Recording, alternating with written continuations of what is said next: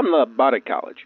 Devils are younger than their chaotic evil cousins, as they weren't introduced until the AD&D First Edition Monster Manual in 1997. Not long after, in Dragon Magazine number 28, the article The Politics of Hell was published.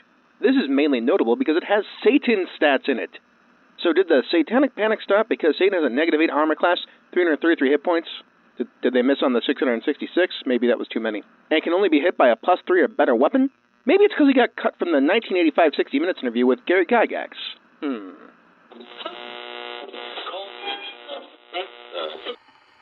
And now we present to you Thac0 with Advantage. Welcome to Thac0 with Advantage. We're two friends that have been playing D&D a long time. While we both love lots of other RPGs, D&D is the patron to whom which we swore allegiance to get our powers. Hi, I'm Ange, and I've been gaming for over 35 years. In 2014, I started writing for Gnome Stew, and I've been running the Gnomecast, the Stew's podcast, since 2017, and I kind of am in charge of the whole thing now. Anyway, it's a long story. Just it's a good site. Go check it out. And I'm Jared, the review gnome at Gnome Stew, and I've been gaming since roughly 1985. In addition to writing reviews at Gnome Stew, I've got my own site, whatdoiknowjr.com, where I write additional reviews and opinion pieces on a variety of RPGs. After we look at the games we're running in the campaign journal, we'll be talking about the differences between demons and devils, and if it ultimately matters for your campaign. Then we'll have some recommendations of D&D related content for you to check out in our downtime research segment. Let me just finish up this campaign journal. As far as the campaign journal goes, other than Jared's game, which he will cover momentarily, my D&D gaming has been a little light. We had to skip the last session of City of Cowls due to a family emergency for the GM. We did get to play the Undermountain game, but it was kind of a light session. When we had last played, we had left the crew having defeated most of the obstacles to get to where we thought the Book of Vile Darkness would be, and it was obvious there was like a door to a portal or something we needed to figure out, but it was late enough that we're like, we're just going to call it and deal with this next time. Well, next time, this last session we played, we had to figure out how to get this portal open after a little bit of thinking and puzzling and some help from an NPC. We figured out how to get it open. We got in there. There was some sort of shadow creature there, Nabasu, something like that. Oh yeah, Nabasus. It was a super easy fight because our sorceress hit it with a daylight, and so it couldn't use any of its shadowy darkness powers, and I don't think it actually got to take a turn. I don't even think all of us got to take a turn before it was dead, because we're just that good. You won D&D. We won D&D. Well, it's one of those things when you have a GM who is using published material and you have a group of solid players, sometimes the challenge level of the encounters isn't always going to match up. Mm-hmm. And so sometimes we end up with a fight that we just wipe the floor with. And I mean, there's nothing against running published materials. It's just sometimes the balancing is a little off. I had the opposite problem when I was running for the kids because they were not experienced D&D players who were used to using tactics. So if I wasn't careful, those published encounters could have wiped them out. What do you mean we're not supposed to drink every potion when we find them? It was more that those ochre jellies or whatever they were would have wiped them out. That's actually rough in that adventure anyway, even for people that are used to D&D. Anyway, we finished off the Nabasu. We threw the Book of Vile Darkness in a bag because with using mage hands, so none of us actually touched it. And then we used Gate right then and there to go back to the Temple of Mystra in Waterdeep, where we handed the book over, brushed our hands off, and went home. The rest of the session was pretty much, I don't want to call it shopping because it really wasn't shopping, but it was basically logistics. Mm-hmm. We got to level to 11th level. Finally, Selena gets 3 attacks per round now. And then we got to do other various things and decided that the characters are going to be taking a couple of weeks off in Waterdeep. And we had a bit of a conversation about, I reminded the GM that a couple of downtimes ago I had said that Selena got an apartment. Mm-hmm. And he's like, well, how does this work? What do you do? How do you, because we're so used to adventurers being vagabonds that, no, she's got enough money. She doesn't need to stay in the tavern every time we decide we want some downtime. She wants a place to put her stuff. We also agreed that Tad would be living with Selena. Tad is our grung wrestler who is not used to living on the surface and kind of a easily manipulated innocent when it comes to things like that. I say wrestler. He's like 5 different classes. He's got a couple of levels of bard, a couple of levels of warlock, a couple of levels of monk, a couple of levels of sorcerer, and a couple of levels of fighter. Yeah, it sounds like a wrestler. Yeah. Everything is themed to being a frog wrestler. There you go. So we set some things up, talked about what we want to do next, because we're kind of in a very in-between place. We had a little bit of a conversation about different people's preferences. A couple of folks were like, yeah, I'm fine with just doing Undermountain stuff where we go exploring. And I'm like, look, I'm fine to do whatever, but I've actually had more fun with the more recent adventures, which are a little more investigative, a little more focused on things. I mean, like, if we want to go back to Undermountain, that's fine. I'll go wherever you guys want to go. But my preference would be to have something a little more focused on the story and the characters rather than us just blundering around in some old Mad Wizard's dungeons. Mm-hmm. Yeah, I was going to say, I mean, I liked Undermountain and using it when I used it in campaigns, but it's not a long-term campaign thing for me, at least. Yeah. And there's things like the GM and I had talked a bit about the fact that progressively speaking, the next area was not one he thought we'd particularly enjoy. And I'm like, okay, then just skip it. And he's like, yeah, but you're not the right level. And I'm like, I don't know, give us some distractions. I don't know, give us something else to do. And I've actually kind of enjoyed the something else to do instead. So it's that argument of the GM wants to give the players something they'll enjoy, but we also want the GM to run something he's going to enjoy. What do you want to get to eat? I don't know. What do you want to get to eat? It's that continual dance. From your descriptions, it sounds like he's pulled from Keys from the Golden Vault and Candlekeep Mysteries, which is good because those are neat anthologies. So it's kind of cool that he's getting those some playtime. Yep, that's pretty much what he's done. Before I dive into what we did last Thursday, I just want to say my Saturday group is going to be starting up again this upcoming Saturday. Ooh. I am very excited and happy and worried that I won't remember what the heck we were doing because we haven't played in over 6 months. If it's any consolation, if you don't remember, it's very likely the players also don't remember. So the trick is ask them what they remember and go with that. They are very excited because they were supposed to be negotiating with some orcs to get their help in the big fight that's going on in the area. So they remember that and they're very excited to meet orcs. And I kind of like the fact that they're excited to meet orcs, not because they're going to go in and kill them. They just want to encounter orcs and see what orcs are like. So that's kind of fun. I mean, knowing your players, you need to give them a big buff lady orc for them to flirt with. Yeah, that's actually what most of the other players have been saying to my daughter. So our Thursday night game, our adventurers continued their exploration of the Clockwork Fortress while still entertaining the fairy dragon visitor from the Sultan's court. The group spent some time identifying the sword and armor that were present in the general's quarters, but they didn't quite line up with what anyone needs to upgrade their own gear. They found a suit of armor that allows you to take damage and then raise your armor class, which I think is neat, but also a very niche technical thing to use at certain times.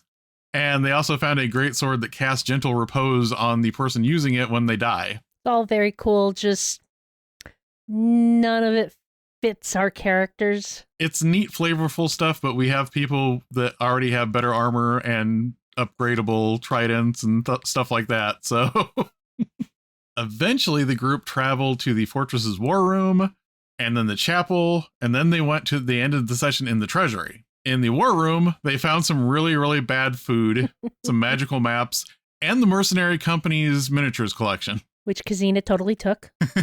The chapel was dedicated to a local saint who died fighting the Marodi invasion, and Kazina and Ivy both made offerings, and they got a spell that they need to cast sometime within the next 7 days or it fades. But it's just an extra spell that either one of them can cast, even though Kazina is not a spellcaster, because they are in the favor of the saint. Mazrum, our cleric, didn't make an offering because he wasn't sure whether Ereshka Gal would be okay with it. So I get it. She probably would have been, but I get it. And Marin thought, if this is a saint that died fighting off the Marodi, maybe I shouldn't touch the altar. Which is where we get in trouble with our fairy dragon that they were supposed to be babysitting, entertaining, however you would like to phrase it. Because he sneaks over to the altar and touches it. And it turns out, no, the altar does not like dragons. The fairy dragon got thunderwaved to the back of the room, knocked unconscious, but thankfully not permanently damaged. The PCs made their way to the vault, and after defeating the security system and cracking the safe, inside the safe, they were confronted with the generally polite skeletal figure that was floating in the center of the room. After trying to negotiate with the creature, he apologized and told them he's still going to have to kill them. Everyone rolled initiative. The players were wondering, I wonder if that's a lich. And then at that point, a tentacle came out of his ribcage. So we'll see if it's a lich or what it is when our cliffhanger resolves. Ange was rolling super well with all of her Thieves' Tool checks. That we were like, I am saying I saw 30s. Yeah, I think she's default adding like a 13 to the roll. Mm-hmm. This is her job. This is what she does. I was telling everyone I feel like I'm Astarion in Baldur's Gate 3 opening locks. We always have some chatter time in our sessions, but I feel like we were having a little bit harder time staying on track this time. We were good when we were playing in the scenes. They were all fun, but it felt like in between the scenes, we couldn't go from one scene to another without drifting off topic. Yeah. One of my flaws as a DM is I'm not good at saying, hey, can we get back on track? Because it's like, these are my friends and everybody's having fun. Even though in my head, I am starting to feel like I'm getting further and further away from being in the groove of running this every time we have one of these digressions. Yeah, I think that's a common ailment for most ongoing games. You just have those moments where everyone digresses off topic, and I don't mind. It's just like I said, it's one of those things, like depending on the night when it happens too often, though, I just get to the point where it's like, I'm not mad. I just can't DM anymore because my head's not in it anymore. I very much have the internal monologue of, do I let them keep going? Do I really want to be running tonight? Would I rather just chit-chat? I'm just going to let this go for a little while longer. Wait till somebody starts looking impatient. Okay, that player's looking impatient. Okay, guys, let's get back on track now. Pretty much, yeah. I recognize that internal dialogue. Welcome to the Dungeon Master's Workshop. Moving on to the Dungeon Master's Workshop, if you've been listening for a while, you might realize that I have had some struggles with keeping the distinction between demons and devils separate. Between playing Baldur's Gate 3, where the devils play a fairly large part in the game, and the City of Cal's campaign I'm playing in, which is in the middle of a demonic invasion, it's probably good to get this knowledge sorted out once and for all. So help me, Obi Jared Wan Kenobi. You're my only hope. Can you tell me how long have demons and devils been the opposite side of the same coin in D&D? For most of D&D's history, demons and devils have been separate creatures. In the beginning, it was kind of the idea that because you have chaotic evil demons, and now we have alignments that have the lawful axis and the good and evil axis, we need a lawful evil version of something that's going to live in hell. So a lot of the distinction was kind of based on the distinction created by alignments. Over time, there's been a little bit more narrative that comes up, between the two, where it's not just these are the lawful evil ones, these are the chaotic evil ones, and there's a little bit more history behind them. They have different histories and different motivations and things that tie into the history of hell versus the history of the abyss. So that's kind of developed over time. Demons actually were in the very first supplements booklet forms of Zero D&D, and devils did not show up until the monster manual. But part of that's because, like, in Zero D&D, or whatever you want to call the little stapled together in the kitchen version of D&D, they still were working with the lawful, neutral, chaotic as the only alignments they had. It really was that impetus of alignment that kind of said, hey, now that we have more alignments and we're making this monster manual, I guess we could do something for hell, I guess. So let's dig into the basics and the logistics here. What are the differences between demons and devils in the game? Well, one are lawful evil and the other is chaotic evil. Yeah, I know, but beyond that. I know.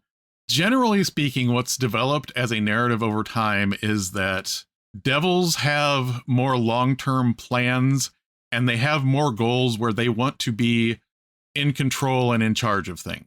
And that kind of plays into that idea that devils are really the ones that make bargains for people's souls. They're the ones that write contracts. They are the lower planes lawyers on top of everything else that they're doing. So there's really that theme of either you are the person that is in the lower part of the hierarchy, or you are the person on the upper end of the hierarchy trying to get control of more things. And even like, minor devils, they dream of this idea that I'm going to do something impressive enough that my boss will promote me. The corporation, eh? Yeah, Osmodeus is basically a CEO. I mean, that's... So what about the demons? How's their flavor?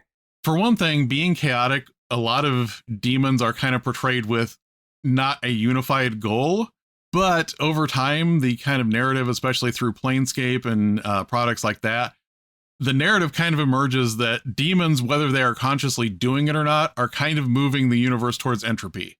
They are trying to tear things apart so that everything just goes into nothing and can start over again.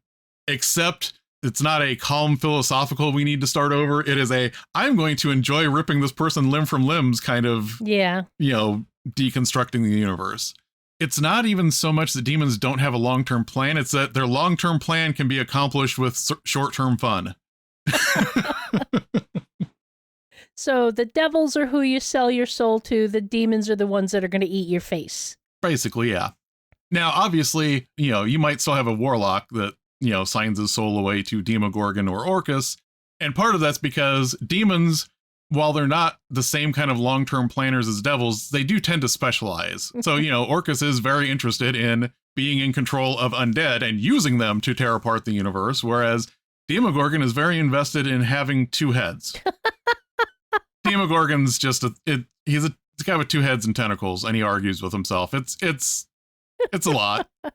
It seems like demons are probably a little more straightforward than devils. Yeah, I think so. You might be able to have a conversation with a devil, but at least you know what the demon wants. Yeah, the demon is looking at you and figuring out how to pull your heart out of an orifice.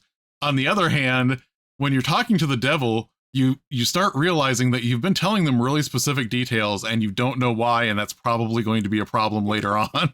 So we've got the devils on the lawful side and the demons on the chaotic side, and we've got this whole alignment spectrum.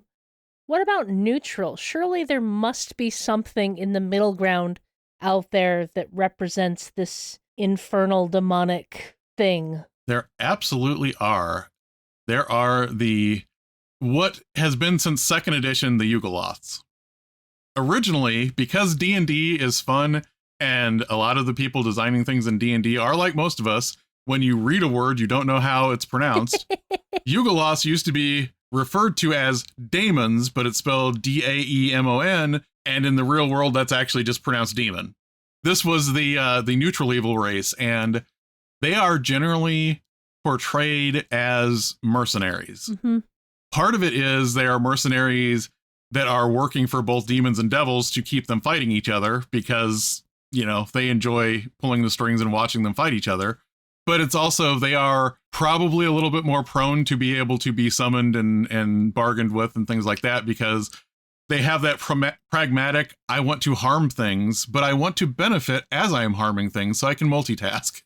We actually ran into Yugoloths in the City of Cowls campaign when we had to go to the Planescapes, when we had to go to Sigil in the Astral Realm. We dealt with Yugoloths trying to get Nyx back because she had been kind of handed over to them, and they were holding her prisoner for various reasons, and we were able to kind of secure her release and get them to agree to help us.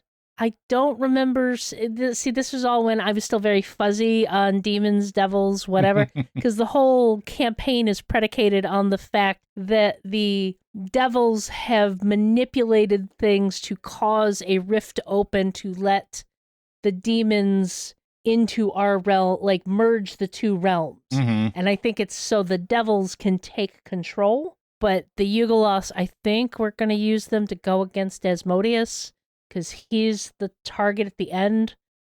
I mean, if you talk to Anu at the very beginning of the campaign when we were second level, that was always the end goal because she wants her soul back. She's a tiefling.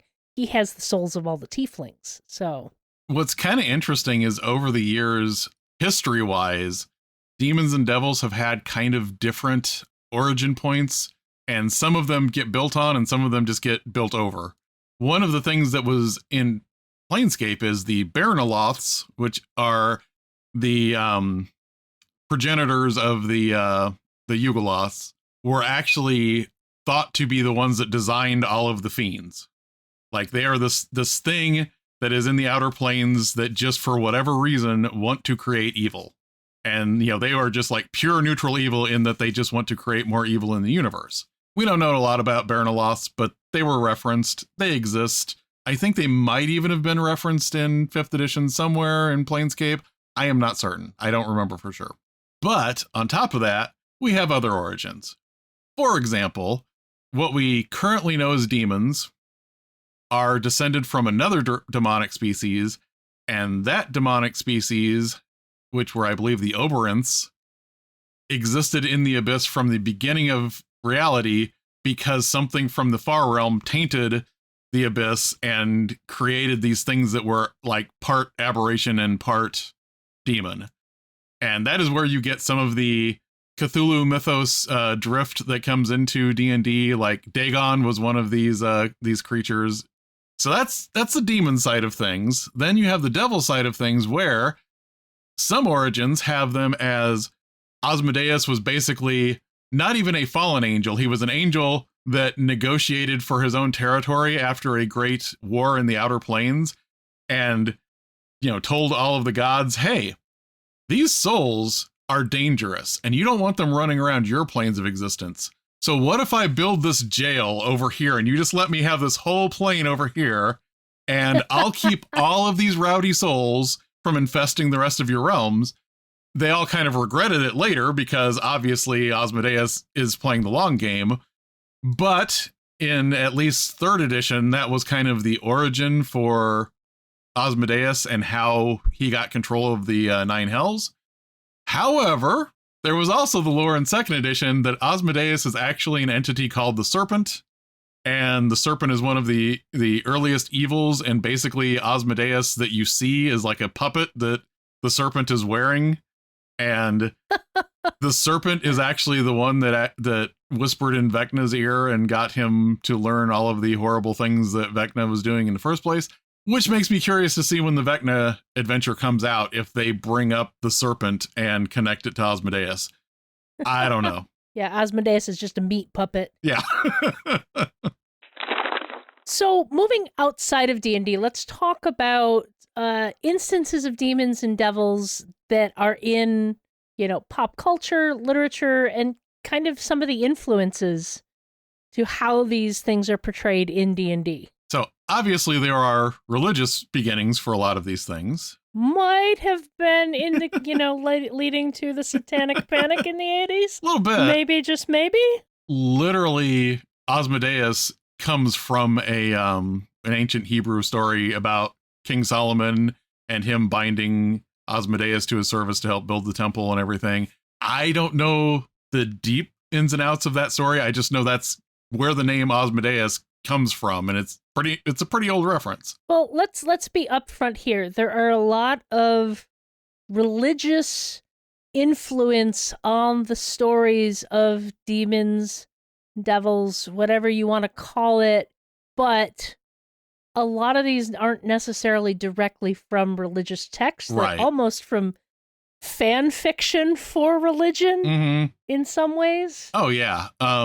You get things like Dante's Divine Comedy, where that's honestly where we get a lot of the idea that hell has different layers and that those layers are specialized. That comes straight out of the Inferno. And then you have Paradise Lost, which really kind of goes into the fact that there are kind of these named archdevils that are specific fallen angels that have their own fiefdoms within hell.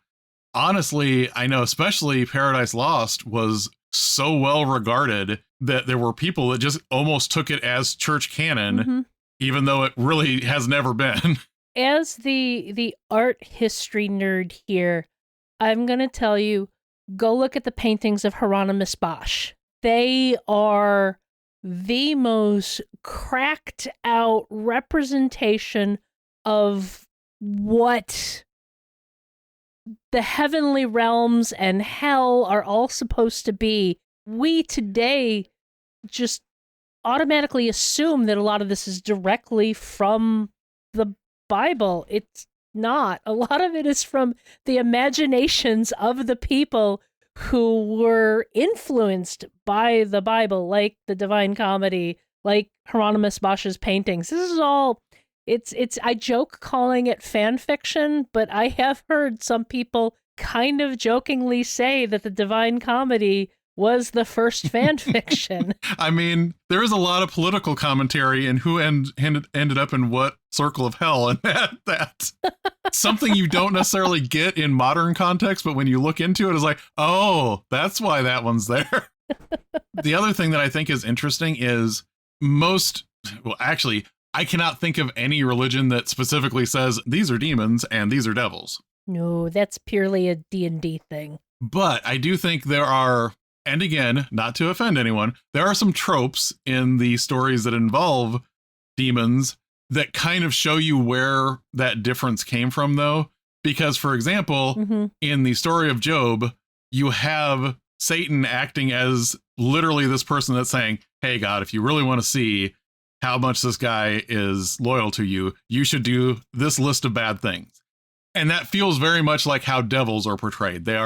It's not just random. It is him trying to see how far he can push a human soul to see if he can corrupt them. Yeah. Whereas the demon idea, the idea that demons just want to destroy things, there are a lot of stories about like demonic possession where that seems to be the case. It's like they're not really planning on any big plan. It's just they want to possess a human and make people miserable. I think we should also talk a little bit about modern representations of demons and devils. As somebody who watched Supernatural, I have a real soft spot for Crowley. What's funny about that is Supernatural's demons very much hit a lot of devil tropes in the D&D realm. Oh, yeah.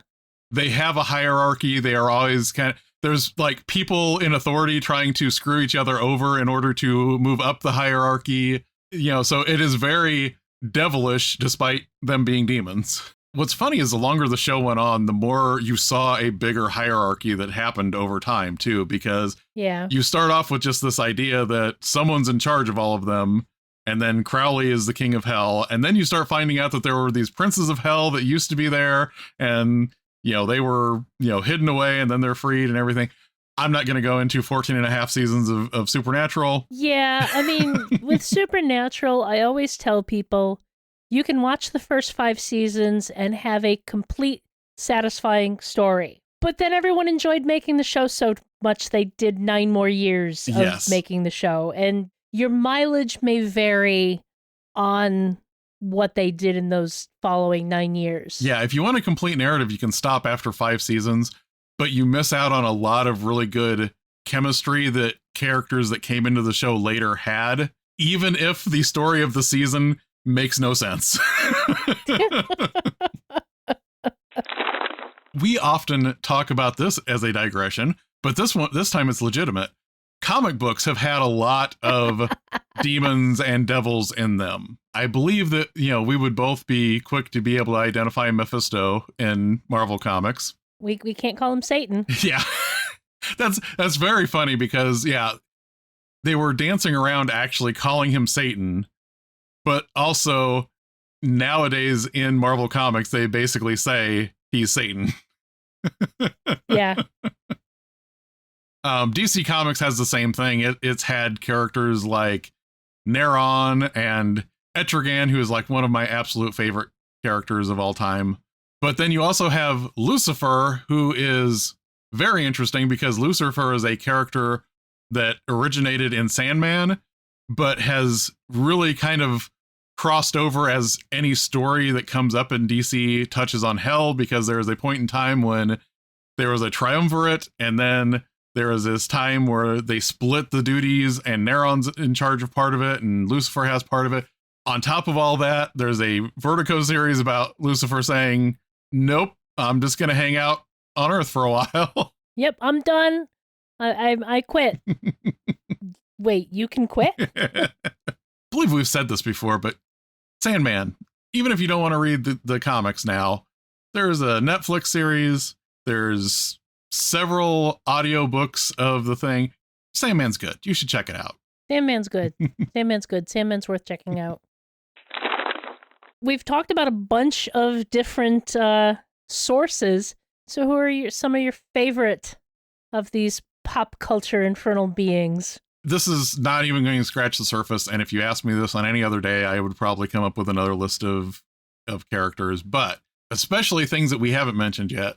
I love the Hell Priest from Hellraiser, who eventually colloquially was called Pinhead, but in all of Clive Barker's scripts, it was supposed to be the Hell Priest, and at first Clive Barker really hated that people were calling him Pinhead. I mean, he had a bunch of pins in his head. But I really like the Cenobites from Hellraiser because there is this very unsettling thing to them where they are very organized and formal in how they do things and, the rules that they have to operate by, but they also do absolutely horrific things. Also, I don't know if you've watched the series Evil, but there is a character that is a therapist to the main evil character for a couple of the seasons. And this therapist is literally just a devil that is just like the shaggy humanoid goat devil. And the thing is, the suit looks really good. This doesn't look silly. It looks very scary when you just see it. But then it goes back to silly when you're seeing him sitting in a chair asking this guy questions like a therapist. Although he's trying to, convince him that bringing about the end of the world has meaning, and that's what he needs to be doing. That's his purpose in life. I also really love, he's not in the movie much, but in the Keanu Reeves Constantine movie, Lucifer, and that was just awesome. Yeah.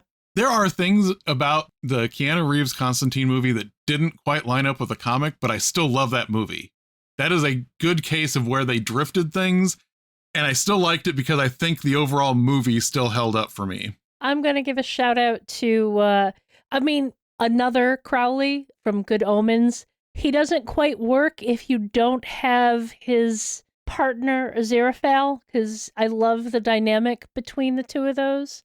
I'm also going to give a shout out to Lucifer, the show Lucifer, because that one does some fun stuff with the various demons. Specifically, I really love Mazikeen. Mazikeen as a character is just, especially that first season, because honestly, I haven't seen later seasons, but Mazikeen is just really fun with the way she interacts with the world around her.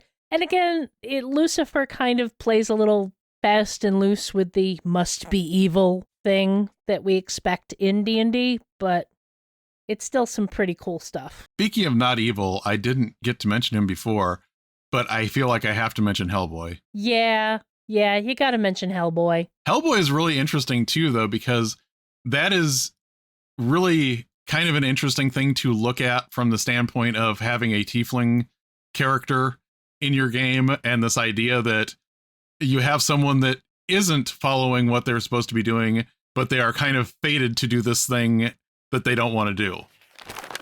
So we're getting more of an understanding of the lawful versus chaotic difference between demons and devils. But are there any D&D settings that downplay those differences? Like they don't matter? One of the things that's interesting is one of the D&D, well-known settings, Dragonlance, it doesn't really matter whether there's a difference between demons and devils, because in that setting, all of the evil gods answer to Thac0, so they're in a hierarchy, and all of the demons and devils are fiends that live in the abyss, which in Dragonlance terms is just the lower planes. It is not literally the abyss as how you view it in other D&D settings. That's just the name for the lower planes where all of the evil gods dwell. So really in Dragonlance, there's not much of a difference between the two. It's just summoning a pit fiend and bargaining with it is different than summoning a Merilith and bargaining with it. But there isn't the blood war going on there, and they all ultimately answer to the evil gods in the setting. Another thing that's interesting is the Midgard setting, which I am currently using. There is not a separate 9 hells and abyss. There are the 11 hells, and some of the 11 hells are ruled by demon lords, and some are ruled by archdevils.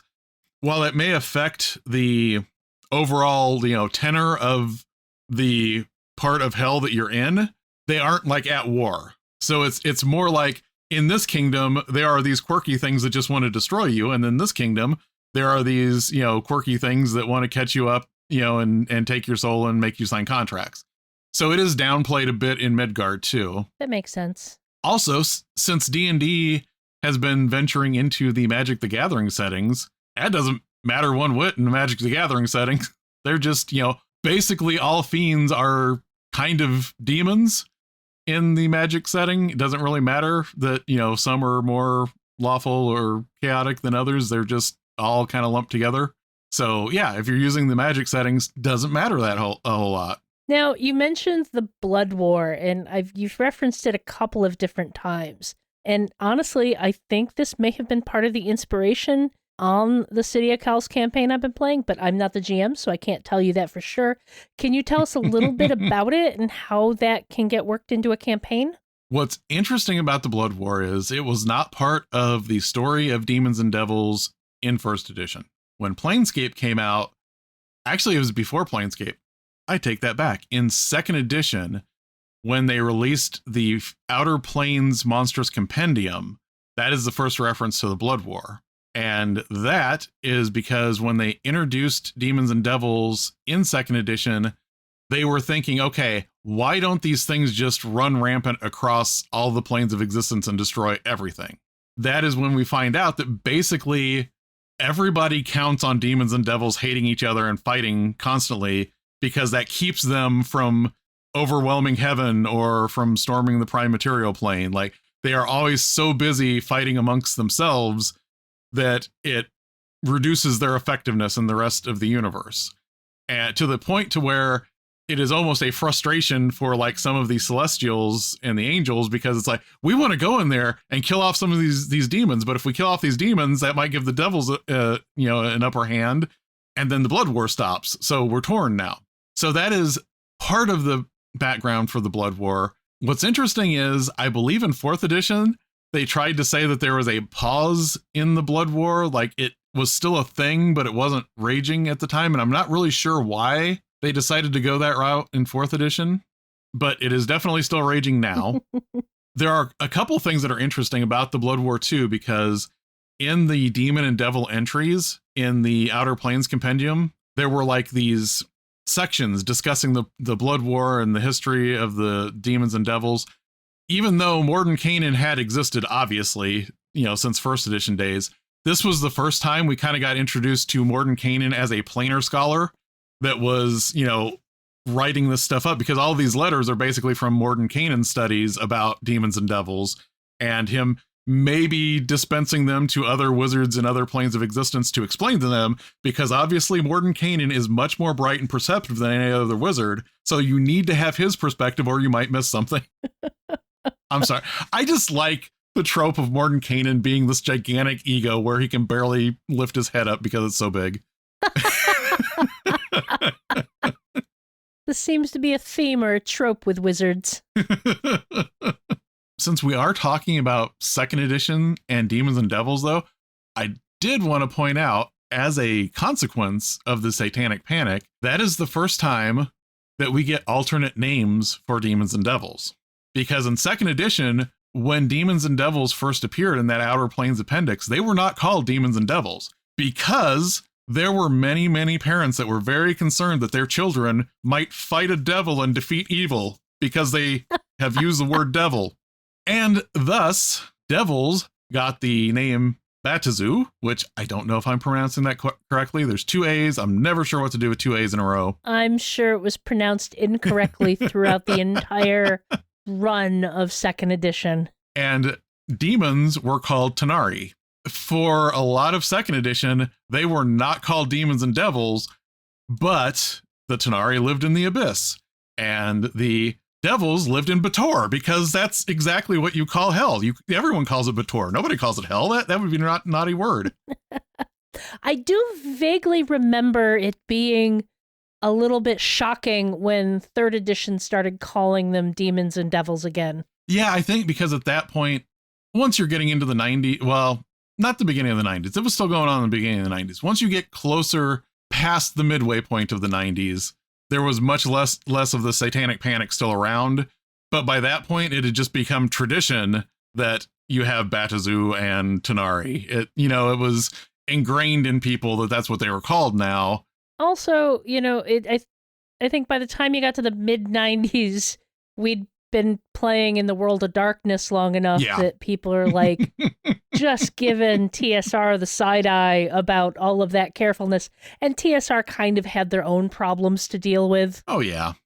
What's really interesting is a lot of times now we're used to corporations kind of making decisions that you understand why they make it, but then when they put out a statement, they just, no, we didn't do it because of that. We just feel that this is the right time to do blah, blah, blah. Roger Moore, who was the editor of Dragon magazine at the time, literally wrote a thing saying, we are renaming these because there are parents out there that are very scared of us, and we don't want them scared of us, and we want new people playing the game, so we are renaming them. There was no subterfuge there. Like, if you read Dragon magazine, you knew exactly why they were doing this. I mean, it makes sense. Going into the Satanic Panic and all it is probably something is really beyond what this show should or could cover, but it is ridiculous. It is heartbreaking. It goes far beyond just some parents telling their kids they can't play D&D, but I totally understand why TSR did that after what they had been dealing with in the mid-80s. Yeah, I had a friend whose mother did not want him hanging out with me anymore because I was interested in that evil D&D stuff. It was a real thing that really sucked for a lot of people. Yeah, and it literally did ruin lives. I can't think of the name of the case now, but there was a daycare in California where an entire family's lives were ruined, and they spent many years in jail fighting. Look it up. There's some interesting sources on it that you can the McMartin trial, that's it. It's not D&D related, but it is Satanic Panic related. Yeah. So. And it's also worth noting before we get back on track, there were people in authority like police and, even like the FBI that would take at face value when somebody says, I think these people are in a satanic cult. Mm-hmm. And they would just proceed from that. Well, they must be in a satanic cult. Those people are messed up. It was amazing how willing people were to just accept that narrative at that point in time. Yeah. Honestly, if you lived through that time period and studied up on what actually happened at all, some of the BS and shenanigans of the last decade are not that shocking. Unfortunately, no. Anyway, let's get back to the stuff we really enjoy and fantasy and fiction. How about the big guns, the boss monsters of hell and the abyss? What are your thoughts on demon lords and archdevils? I love these because some of them just have so much personality And they also sit in this really interesting space where they can wipe the floor with your PCs for most of a campaign, but they also work fairly well as like an end boss. And also because of the narrative of D&D, if you kill Demogorgon at the end of a campaign, his soul's going to go back to the Abyss. It'll probably reform. He's probably not gone forever, but it is a major thing when you defeated him and drove him back to the Abyss. So just from the standpoint of having those ultimate boss monsters, they're pretty neat. But also they have a lot of interesting personal quirks. This is another difference between demons and devils, is that a lot of devils are derived from things like Paradise Lost. Like you have Asmodeus, who was not quite from Paradise Lost, but you have like Beelzebub and Mephistopheles and all of these things that some people would just say are alternate names for the devil as distinct archdevils that are jockeying for position with each other. Where's Pazuzu from? Pazuzu is actually from the Abyss. Pazuzu is in charge of the first layer of the Abyss, which is the layer that has all of the portals to other planes in it. So yeah. I just like saying that name. Pazuzu. Well, and it's interesting because Pazuzu is a good example of this. Christianity had a bad habit of going to other cultures and seeing their gods and saying, oh, that's actually a demon. There are some examples of demon lords that are based on that concept, where it's like, this is something we don't know much about the worship of this god from antiquity, other than that people of another religion said their god was evil, and therefore now they are a demon lord. Orcus is from Roman mythology, and he is like another god of the underworld in addition to Pluto. Then we don't have a ton of information on him, but because he was a god of the underworld, hey, he's actually a demon lord. So it's interesting where a lot of these things come from, but I would say you probably have more repurposed gods that have been vilified on the demon lord side than you have devils, because most of the devils kind of come from that medieval era of people naming their fallen angels. Gotcha. In most of our, mythology and fiction and myths regarding demons, there's always the concept of demonic possession. But how does that trope actually play out in D&D, if it does at all? Not really well at all.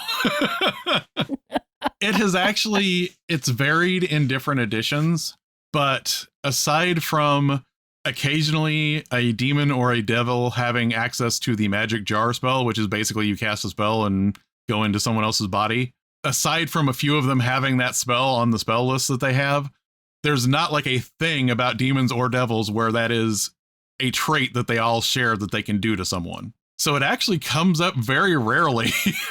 I think in part that could be from how that doesn't actually lead itself to fun gameplay. Mm-hmm. Because you can't really take control of the PCs and have it be fun for the players. It can get a little messy when you take control of NPCs and all of that. So also, any exorcism-based horror movie I have ever seen, this is not we're going to get a magic sword and kill this thing. It is extremely uncomfortable, and you start wondering whether or not these people are actually just torturing the person that they're trying to do the exorcism on. And that doesn't make for great gameplay, honestly.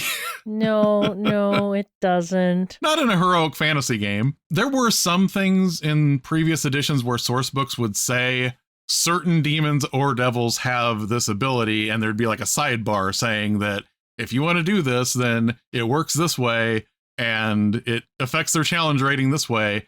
But 5th edition hasn't really done that, and it was very rarely something that was part of their monster manual entry or whatever. It was usually like in a source book about demons or devils that was dedicated to that would throw that in as an extra. I think a more interesting way to play with this in a game would be to kind of lead to demonic or infernal influence, where it's not so much that an NPC is possessed as they are being influenced by these infernal fiends to do things or worship them or be a cult or that type of thing. You can still get some of that shades of gray morality on what you do with this person, without it ending up just being pea soup puke all over your characters' faces.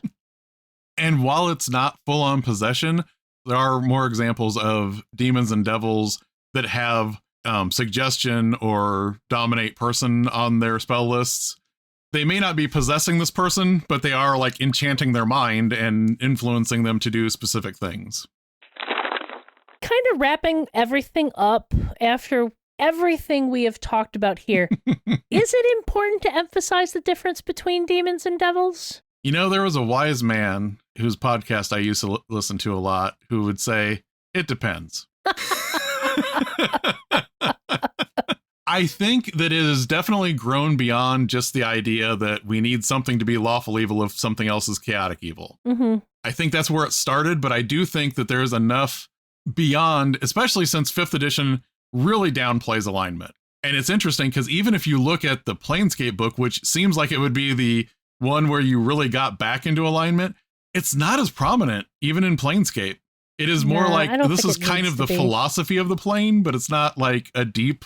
I do think they have built in enough history and personality and motivations for demons and devils that it does warrant them being two separate entities.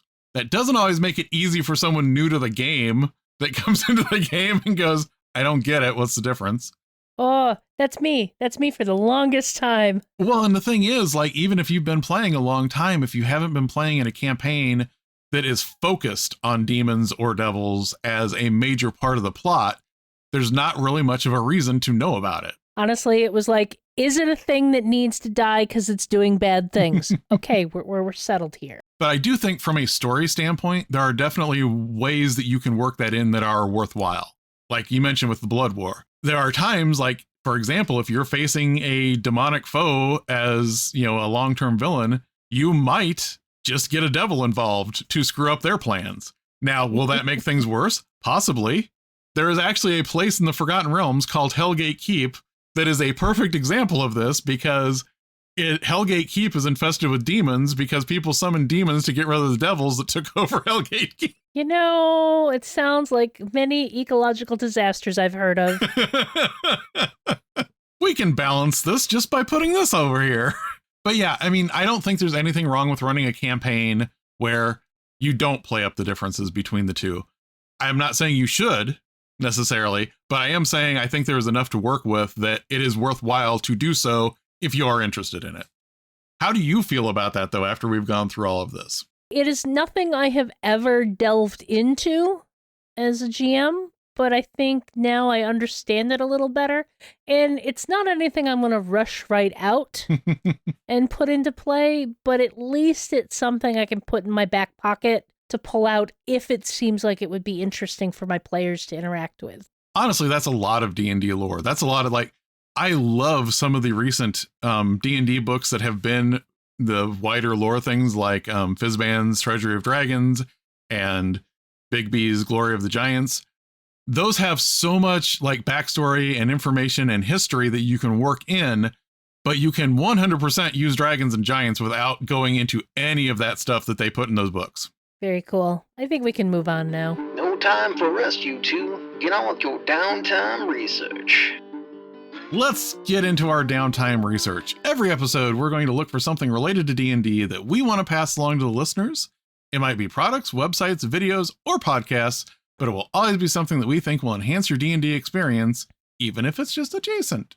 So, the open beta playtest for Daggerheart is going to begin on March 12th. This is the new fantasy game from Critical Role, folks. It is not 5e SRD based, even though some people have been saying it is. So this might be something worth checking out to see what they do different. We will have a link in our show notes.